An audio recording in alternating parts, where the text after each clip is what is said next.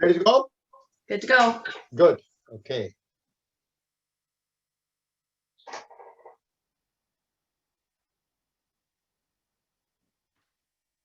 So good afternoon, ladies and gentlemen. My name is the topic for this session is using positive political strategies for project success.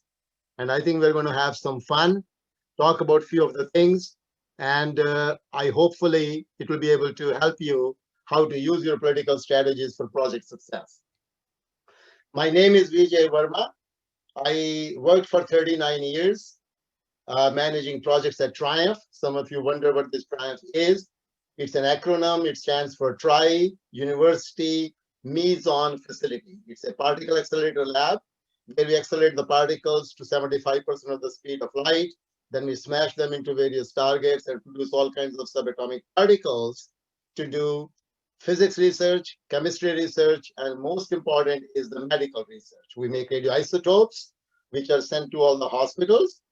We had a proton therapy program where we were treating eye tumors for glycoloma. And we also had a treatment facilities using pions, which is the sister particles of mesons, to actually treat prostate cancer.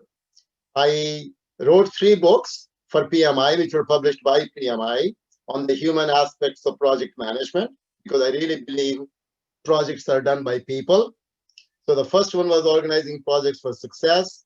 Second is the human skills for the project manager. And the third one is managing the project team. Actually, the third book won a David Cleland PMI Literature Award from PMI.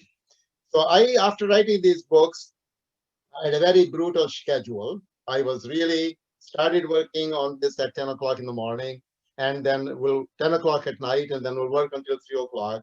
So my wife told me no more books. So I've been trying to persuade her or influence her because some of my books deal with the topic of influencing.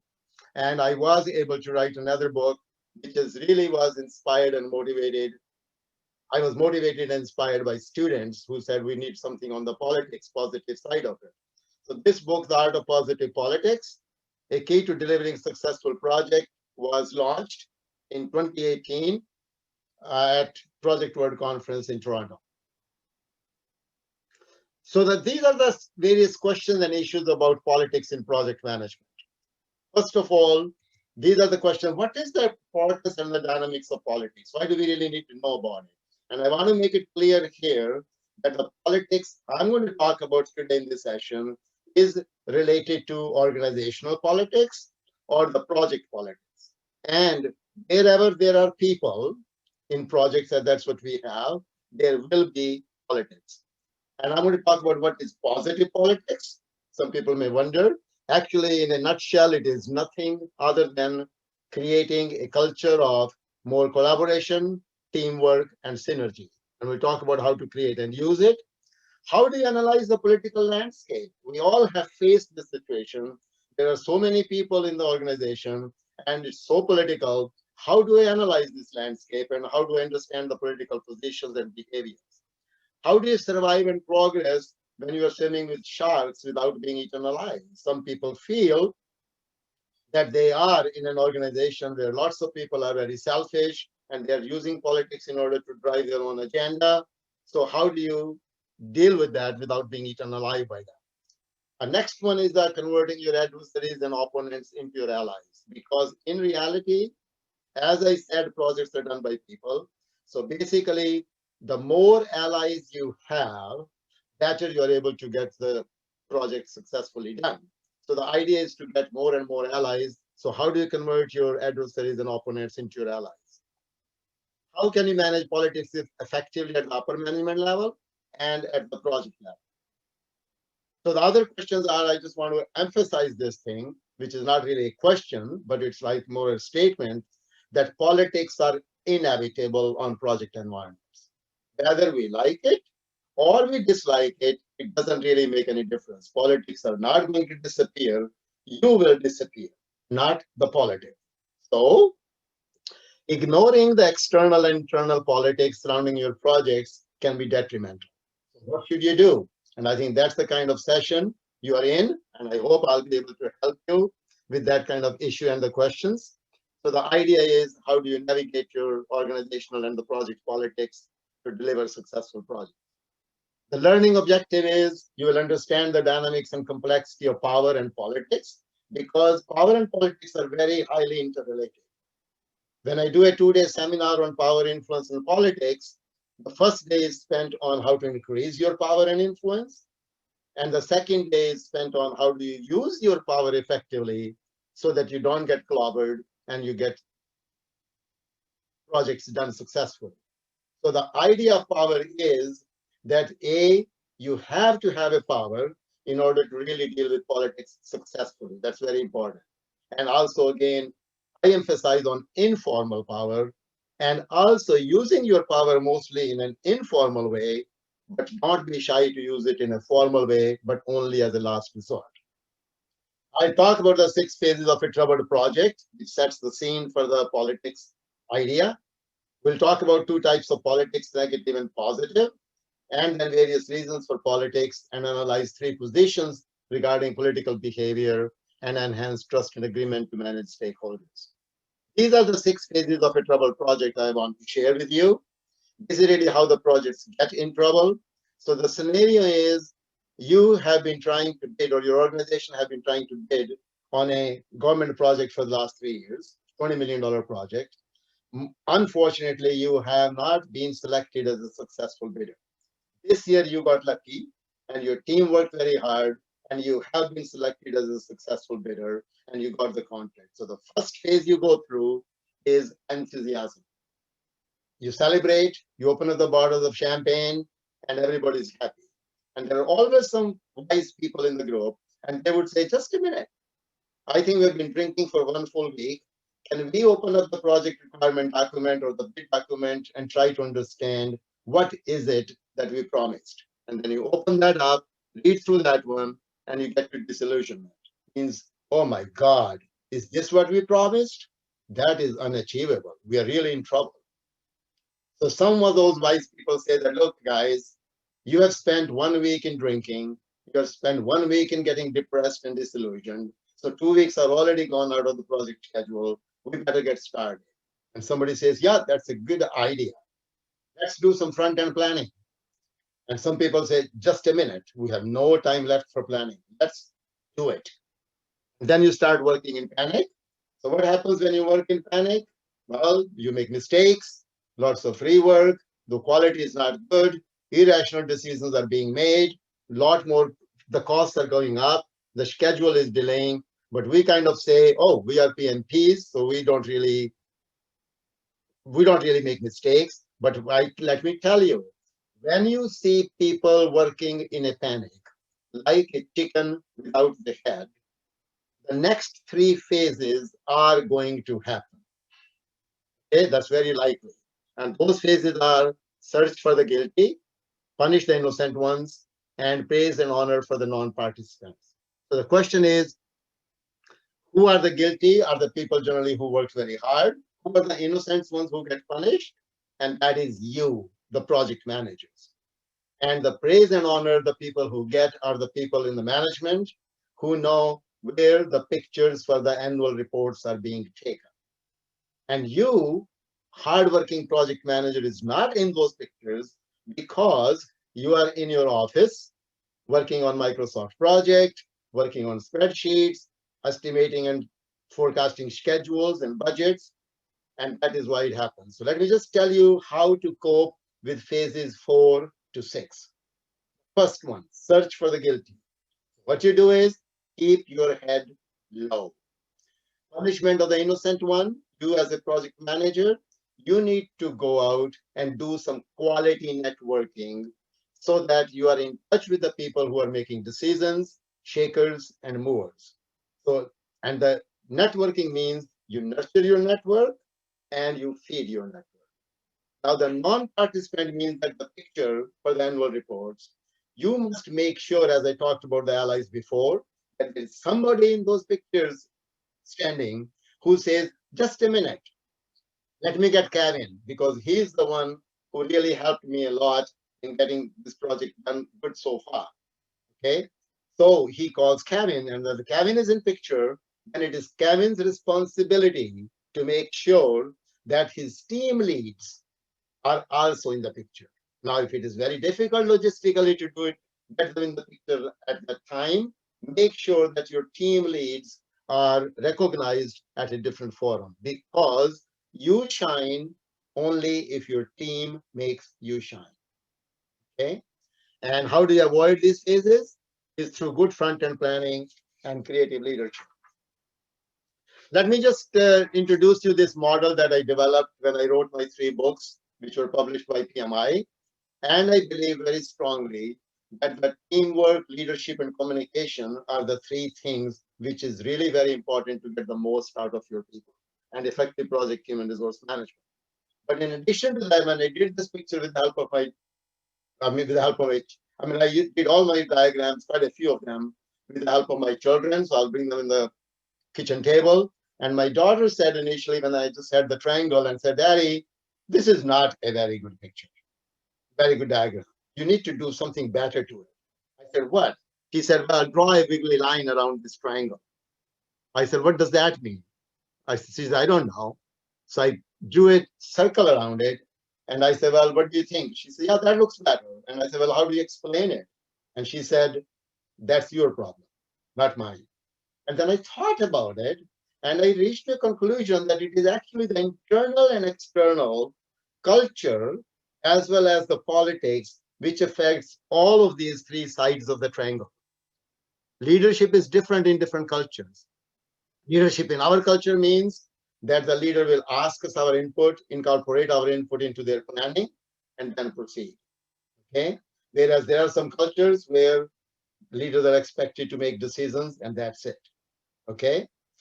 So, but is one better than the other? It all depends upon the circumstances. For example, if your house is on fire, you dial 911, captain jumps out of the truck. Do you want him to have a team meeting to figure out who should do what? No. At that time, he should take charge and say, you do this, and you do that, and that's it.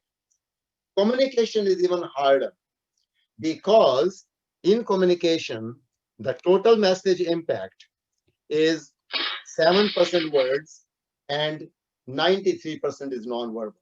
And the breakdown of that 93% is 38% is the vocal tone and 55% is the body language. And the 7% looks good if the other 93% is good. So the cultural aspects are important. Politics is important because, especially the cultural one, because the body language signals are different in different cultures. I think one has to keep this thing into consideration whenever you're communicating with your stakeholders. Power, influence, and politics. Just wanted to say a few things. Using power and influence effectively while favorably navigating organizational politics is essential. Power is one of the most important factors. Politics are inevitable, as I said. You will disappear, but not the politics. And skillful politicking and power brokering are very important. So I'm going to talk about organizational politics. Sidney Hillman says it's a science, which I did not quite agree. I thought it has to be added. It's an art. That's why some people are good at it and some people are not good at it. And you have to be able to learn how to navigate your politics, not just participate in politics in a negative way. Otherwise, you will end up being governed or work for inferiors. So we'll talk about here what is organizational politics. Politics are inevitable in a project environment, as I said. It can be both positive and negative, and I'll come into that a little bit later on. Negative politics is just emphasizing on I, myself, and positive politics is how do we deal with each other effectively. Emphasis is on we. More on organizational politics, I will say a little bit, types of political behaviors. Why do we have politics? How to control political behavior? Who engages in negative politics? There are some special breeds of people. And this is what I'm going to talk a little bit about, positions regarding political behavior. Regarding political behaviors, quite a few stakeholders in the organization take one of these 3 positions. Either they are naives, which I also call flounders, or they are acting like sharks, or they are politically sensible. And what we talk about in our workshop, we may not have time to go through into the details, is what are their attitudes, what are their intentions, and what are their strategies. Positive politics means what I really like people to do is after this session, stop being naive, don't become sharks because that's not a very good life. And the using positive politics to get the project successes, learn to be politically sensible. And that's the message I want to take you to take away today. Stop being naive. Don't try to become sharks and be politically sensible. And I will talk about what a political sensible person looks like. Okay. So I think I just want to talk about now the attributes of negative politics and their purposes. So for some of the things that people say about politics, I have talked about quite a few project managers. Well, politics are hidden and personal agendas. Politics are about favoritisms. Politics are about power struggles, about wars. Politics are bad and unpleasant. That's really what the view naives have. Politics are negative. Naives think that way.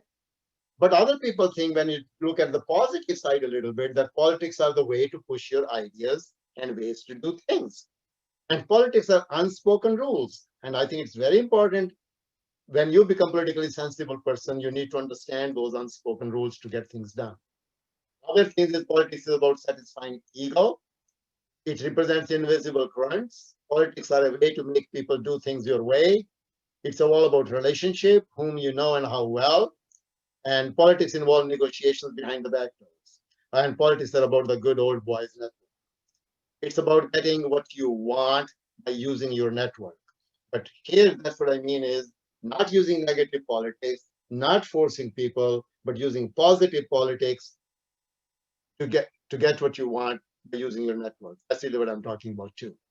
So the negative politics is, we all know that.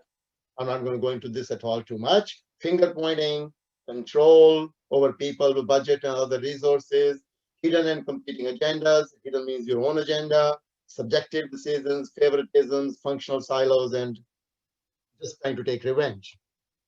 This is what I do want to talk about, 10 commandments of positive politics. So if you are in an organization at a decision-making level, like a management, then these are the kind of things or a culture you need to create, whereby what will happen is, as I said, politics you cannot eliminate totally, is always going to be there. So what you should do as a management is to understand the organization and see how you can minimize the negative impact of politics. That is what is very important. And to minimize the negative impact of politics, you have to create positive politics. This was my approach. That is because you can't eliminate that. So let's create positive politics so that you divert the attention of people from the negative side to the positive side. One of the top ones is developing organizational strategies and goals. Because if you don't have that, then people make their own goals, their own perceptions of what the organizational strategy should be, and start working on that. And they could be working cross purposes rather than all in the same direction. So what management needs to do is establish organizational goals and strategies and communicate properly with all the required levels in the organization. And the most important is gain buy-in. Because if you do not have the buy-in, then you are just doing a formality of letting people know the strategies and goals or putting them on the website and so on, which is not good enough. So gaining buy-in, I want to really drive hard on that. Build honest alliances, which means that you call your vendors, your stakeholders, suppliers as the partners. Using the word partner is a good one. Focus on collaboration, not on competition, because competition mostly goes to the win-lose emphasis, and collaboration is a win-win. Develop synergy and teamwork, and the management says, folks, we really mean quality is very important here, which means doing the right things the right way the first time. Very important the first time, so that the resources have not been wasted. Providing support and training, and encouraging sharing of information. Let me say quickly something about it. Most people feel that they like to hoard information, and the more they can hoard, the more powerful they will become. No, I think the sharing of information should be encouraged. These days, it is the information technology era. We have websites, we have all the things. And another thing about information is, which is kind of an informal power, that the more you share, the more you get. And the reward system should be objective. And now you should also say that we have a good mentoring system. And because there's a lot of diversity always in every organization, you say that in this organization, from now on, to minimize the negative impact of politics, we're going to embrace cultural diversity. And our main aim will be to capitalize on the cultural differences. And I think that's very, very important. Okay. So what I really wanted to share with you is those three actually views about different positions, naives, sharks, and politically sensible. And I will talk about only political sensible people because that is really what I want you to do in order to use your positive politics. Before you do that, and in order to manage your stakeholders, the most important thing is remember these three truths. These are the three truths of life. I call it even simple three truths of life that I learned from my mom when I was a child. And she was a very, very intelligent woman. She only went to school up to grade 4. She taught me many, many things. And later on, while writing books, I tried to put a management spin on it or management ideas on it or the idea. So the first one is it's people who make or break things. And these are really simple. That's why I call them simple three truths of life. It's people who make things happen, and it is people who prevent things from happening. So remember, projects are done by people, not just by software packages. Second truth is people do mostly what is in their personal best interest. Everybody's asking this question. Why should I do it? What's in it for me? So when you are dealing with your stakeholders, the question you need to address to yourself is what's in it for them. Try to answer that question before you really plan your strategies to deal with them, go in a negotiation meeting with them, or whatever you really need to do with the stakeholders. It is very important to figure out what's in it for them so that you can see the things from their perspective, what it is that they may like. And that is very, very important to influence people, to persuade people. And the third one is people support what they create. If the people are a part of the creation process, they will support it because it becomes their baby, and they'll go to any length they need to go in order to make sure that they're able to make that plan or that strategy successful. So in a simple way, maybe I'm oversimplifying it, but always think and pause about these three, pause and think about these three truths, that politics are remembering the above three truths and then managing your stakeholders accordingly. So if you have a difficult stakeholder, you remember, first of all, they're just people. They have emotions. They may not be emotionally stable today. How can I help the situation? What's in it for them? Why should they agree with me? Okay. And have they been the part of the creation process? Have they been properly and genuinely engaged? Have they been genuinely participating? Because when people participate genuinely, that is when you get their acceptance. And when I talk about acceptance or agreements, agreements only have a higher probability of being carried through if you meet three conditions. And those three conditions are the agreements you reach must be free of fear, threat, and coercion. Second one, agreements must be reasonable and fair. And the third one is you must have developed or you must try to develop mutual understanding, means meeting of the minds. When these three conditions are met, you have a higher probability that agreements that you reach are going to be met. Otherwise, people will try to get out of that one and try to find some technical points to get out of those agreements. And that is not really good. So let me talk a little bit about politically sensible people. This is really what I mean by political viewpoints and political sensible people. And I compare that because when I was writing my book on art of positive politics, I compared this landscape with an ocean. So I had naives as the flounders, sharks, and the political sensible people, I call them dolphins. And actually even ninja dolphins who are very agile, who know what's going on, and who know what really actions to take in order to protect themselves as well as be successful. So for the politically sensible people, their viewpoint on politics, as opposed to for the naive who thinks politics is bad, and sharks who thinks politics is a great thing to meet some self-serving objectives, politically sensible people feel that politics is a part of life and they're very important and necessary to get things done. And also, politics is just a natural way to deal with people. Wherever there are people, remember, there is going to be politics. So if they have these viewpoints on politics, the question is, how would they deal with politics? Well, they will deal with politics to advance and further and help meet primarily goals and strategies and then department goals. So there is a certain sequence that they, or the priorities that they follow when they're dealing with politics. And that sequence is this one. So they have allies and champions who would really help them know the real organizational strategies and goals. Okay, like 5 top ones. Then they understand what their department goals are, because at the end of the projects, they have to go back to their home department, and then the project goals and the personal goals. So really, sharks sit here.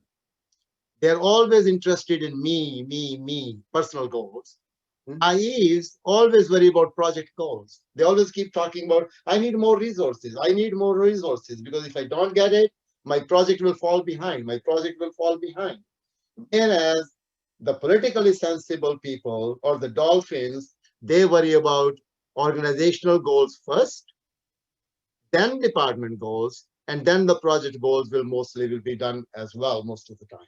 What they are good at, what they are really good at, is they know how to align the project goals and benefits to the organizational strategies first, and then to the department. So anytime if the sharks are trying to give them a tough time and trying to really sort of make them unstable, they will always talk in the meetings that, just a minute, would you, if the shark is trying to steal some resources, then their attitude will be just a minute. Would you please help me? How, if we give the resources to you, how would it help meet the organizational goals and strategies? Now, shark have a tendency to put a spin on it and so on. But if you're very good and you know the real organizational goals and strategies to your allies and champions, they can't fool you. And actually, as a matter of fact, if I just can give a further analogy to the ocean actually, then basically the shark thinks that you are a prickly fish. They don't want to have you. What they're looking for is a smooth fish, which are the naives, okay, or the flounders. When they find you're a prickly fish, they leave you alone. And that is really what you need to do to protect yourself. Remember, align your project goals to the organizational goals and strategies. Because at the end of the day, everybody is trying to meet organizational strategies and goals, and that's what they should do. Okay? So I think what is very important is to be enthusiastic about your projects. And I think that's very, very important.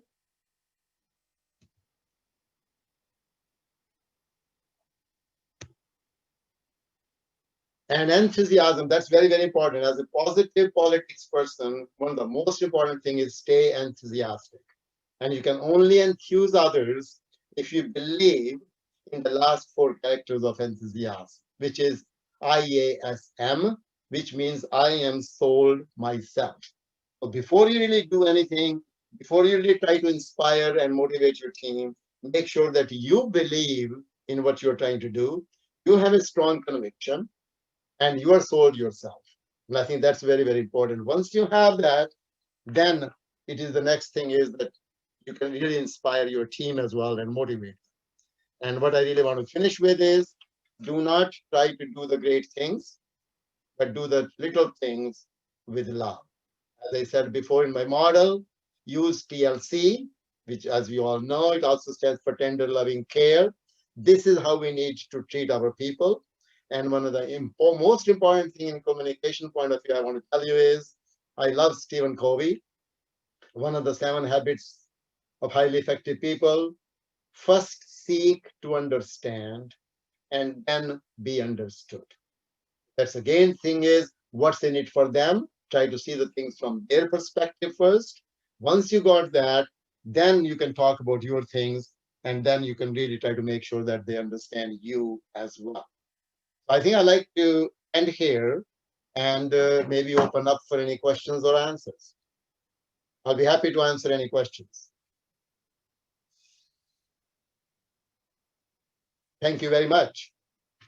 Any questions? Just unmute yourself and ask a question, and then I can just answer it right away.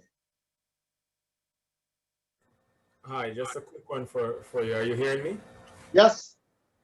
So the slide regarding what the Dolphins will aim to do, or their primary focus, was particularly interesting regarding organizational goals and Yeah. departmental goals. However, there are many people, I'm pretty sure, who are here right now or in projects who would think that they're generally thinking about organizational goals and departmental goals when they're doing their projects. However, they still meet resistance from some of the sharks, and Yeah. you have cases where your projects are undermined or are cancelled simply because of Sharks. political maneuvering, even when you think you are aligning them with organizational I goals. think I think actually that is really where I find some of the project managers' weaknesses could be. You're not, if you the strong alignment you can do. I mean real alignment means convincing alignment of the project organizational goals and benefits to the organizational goals and benefits. I think you will be able to deal with the sharks much more easily. And on top of that, let me just tell you, there are bigger sharks and there are smaller sharks. And thank you very much for this question, because that triggered me to say things about that. So to deal with bigger sharks who are a little bit higher up in the organization as well, and you may not be very free to deal with them in the open meeting, you need to have your champions and allies. And now let me give you a definition of a champion. 2 key roles a champion is supposed to play. One, they are interested in your project and want you to succeed. And second, they will remove all the roadblocks that you face in getting your projects done. And those champions are generally at a higher place, because depending upon the complexity of the project. So if you are swimming in a pond with lots of sharks, okay, then you need to have your champions also swimming in the same pond, who will protect you that, hey, just a minute, stay away from Vijay. But for the little sharks who are just disruptive, waste your time, try to really just get the team sway in different directions, you should make ground rules and enforce them. And the ground rules means, how are we going to manage the meetings? How are we going to manage the schedules? How are we going to manage conflicts? How are we going to facilitate the plans? So one of the things you may remember, and I think sorry that I need to refer to my book, where I've dealt with this in detail. So for the bigger sharks, get the help of your champions. And for the baby sharks, you should be able to take care of them by enforcing the ground rules. So the main approach that the politically sensible people use is increase their informal power, which includes networking, which includes expert power, and all those kind of things. And they expand network through continuously nurturing and feeding. They're enthusiastic contributors. So naturally, all the people higher up in the organization would know them, and they build a lot about their political capital. So I don't know if I answered your question or not, but the emphasis I want to make is, again, think about again, am I able to align my organizational goals to my project goals to the organizational goals very, very good in an articulate this or not. That's where a little bit of a weakness or some more work may be needed. Does that answer your question? Because sometimes we think we are doing it just in a quick argument, but I think we have to do a little bit more in terms of that the more people are on your side. Right.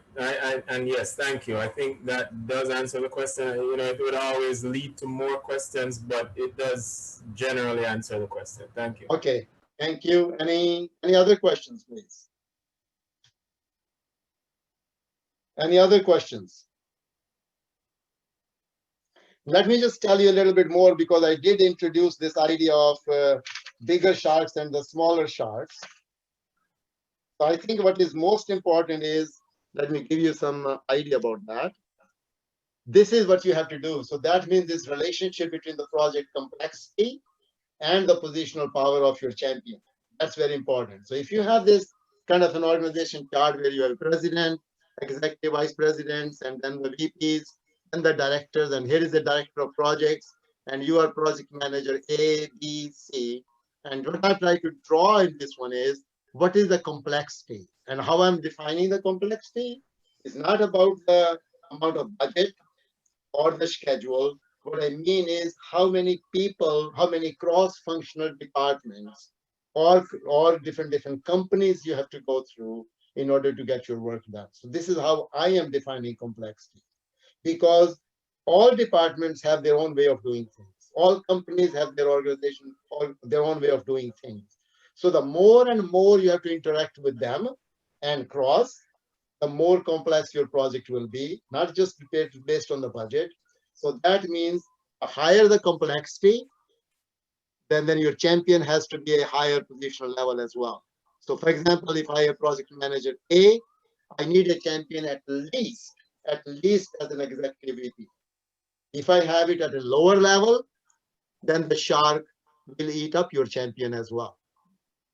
And so if it is here, for example, if your project manager C, then you can get away with a champion at a director level, because your project is not very complex. It's just done only only one or two teams are involved, one or two departments are involved. So you can get away with that. So the idea here is, the higher positional power your champion is needed if your project is more complex, to protect from the sharks. Because sharks are very subtle, they are very, well, they're very smart as well, politically speaking. So you need to do all these tricks. Any other questions? So there is a question in the chat, which I can read to you. So could you please, because I'm not reading the chat. Yeah, no worries. So what tactics would you recommend if you're a new project manager taking on an existing troubled project that's full of politics? What initial steps would you take? Let me give you a blunt answer and a political answer. Sometimes you should really see that if it is highly political, then it is quite possible that you are being brought into the project at the search for the guilty state. And if that is the thing, try to stay away from that in a very polite way if you can. But if you don't have a choice, because most of us don't have a choice to say no these days, then make sure you find a good champion. I'm really after this word champion, because I was really a chapter lead for a chapter on the project human resources for the 4th edition of PIMBOK. And I wanted to introduce the word the champion, but I think PMI didn't quite take that one. The closest word to a champion we see in a project management word is a sponsor. And a sponsor may or may not be a good champion when I talked about those two key roles. They're interested in your project genuinely and want you to succeed, not just really to monitor your project and so on. And secondly, is that they will remove roadblocks. Like they would really remove roadblocks, doesn't matter what type. So if you make sure, if you're being brought onto that project as a new project manager, that you have a champion at a right positional level. If you don't, you're going to run into a problem. There's no magic wand to this one. You're just being, maybe you're just being used as a political scapegoat. Any other questions? Have I answered that question?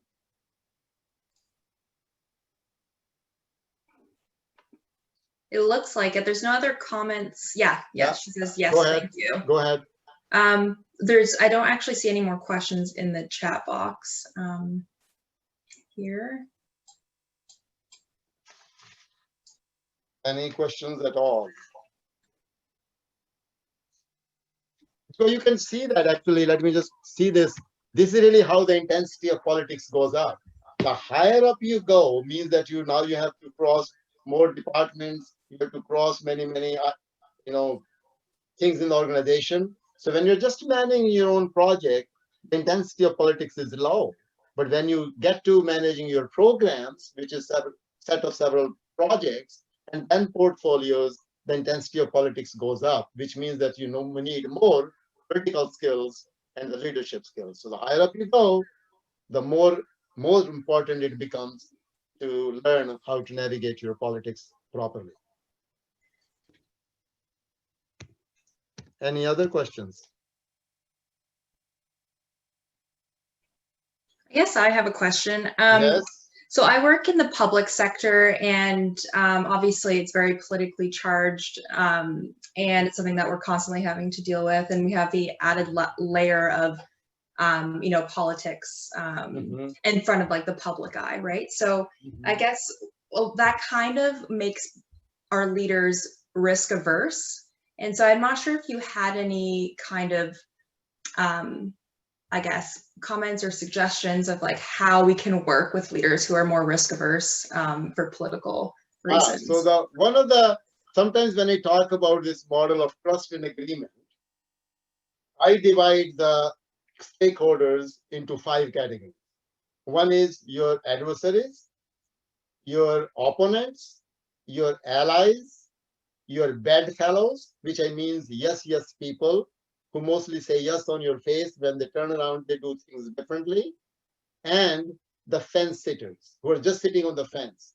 So that means their agreements could be high or low depending on what day of the week it is, but their trust level is low. Trust level means how much you can trust them. So when you're dealing, so these fence sitters are the ones which I call mostly bureaucrats. These are the people who will, when you go to them to ask for decisions, they will say, I need more analysis. You give them that, they say, I need more analysis, because they're scared of making any decisions.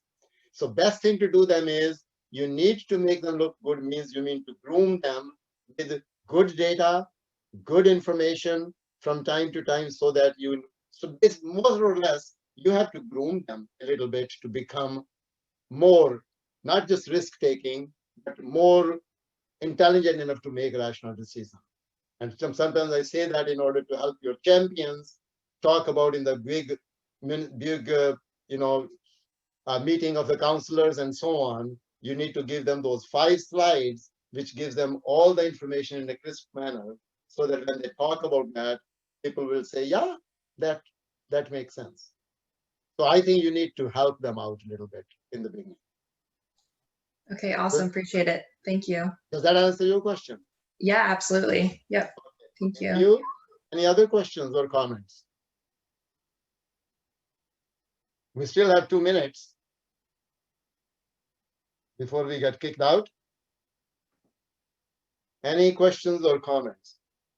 Let me just tell you, finish with this thing. I always finish my sessions with let me just tell you what politics means. Politics came from a word politics. Poly means many, and ticks means blood-sucking organisms. Okay, so that is what politics is, what you're dealing with. I always finish my session with a prayer that I will just repeat. If at home you want to say with me, that's up to you. Lord, I hope my team never has to utter these words. We the unknown, led by the unknown, are trying to do too much with so little that we are now able to do everything with nothing. And that is never true. So make sure that again, the messages to take away from today's sessions are that you might think are the learning objectives are these. So you understood the 6 phases of a project, and then just make sure that you try to learn to be politically sensible, aligning your project goals to organizational goals, and 3 conditions for agreement. Remember, free of any fear, threat, and coercion, meeting of the minds and the agreements have to be reasonable and fair. Okay. Any other questions? No, but you got some laughs on the politics, breaking down the politics words. So that's What did it got some mean? laughs there. Yeah, I should have done that in the beginning, but I thought that's what I will end up with. And on a funny note, I like it. Anyways, thank you so much. It was a great presentation. Well, thank you very much. Thank you very much for giving me an opportunity to share my ideas. But if anybody needs it, I think you can look into that book of The Art of Positive Politics, where it has all those details that we talked about in a very simple, easy to read language.